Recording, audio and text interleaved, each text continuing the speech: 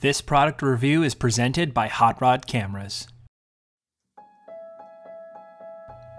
In a market divided by expensive professional cameras and cheap photography cameras being adapted for video, Blackmagic stepped forward with a new approach to making a camera.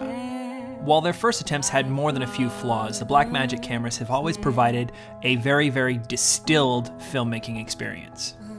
The idea is that they make it as easy as possible to use professional features, even if you don't necessarily understand every little thing about those professional features. To that end, they are great for beginners, and they've had a very good entry-level camera in the Blackmagic Pocket Cinema camera, but that has yet to have a replacement. Or has it?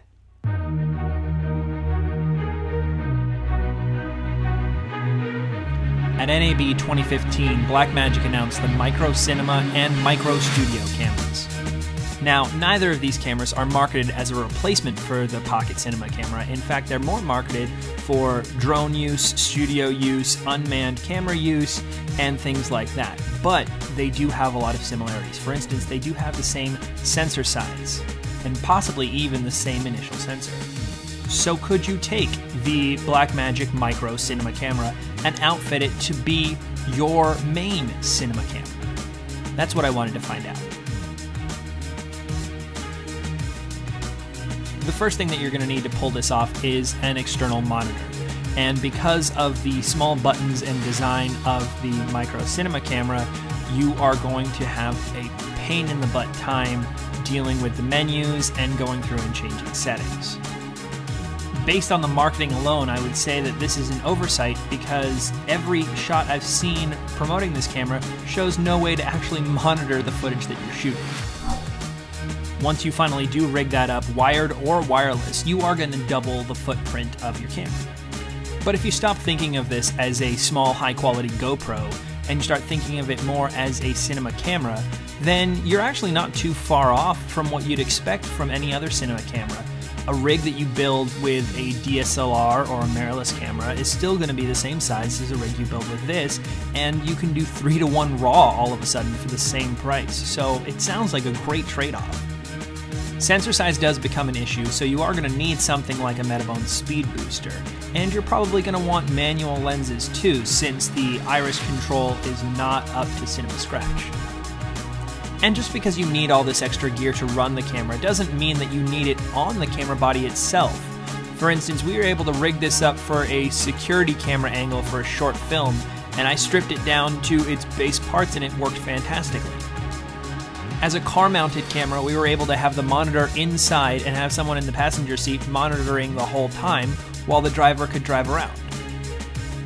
One of the biggest complaints with the Pocket Cinema camera was the battery life. So now, being able to use Canon LPE6 batteries or a Canon LPE6 battery adapter to use V-mounts or anything like that is a godsend. That being said though, the battery readout is not terribly accurate, and in fact I've had it dying at 20%, 25%, and especially when you go and power it down and power it up, the battery life reader will not be at the same thing you left it at.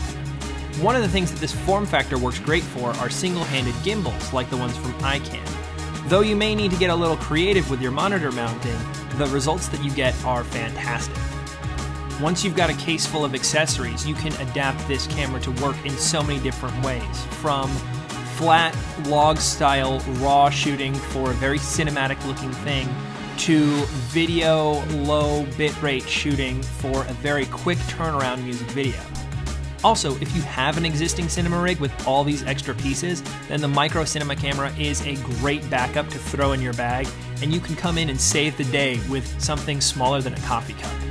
One of the main downsides with the Micro Cinema camera is that it's limited to HD recording, and external recording in 4K is only available on the Micro Studio camera.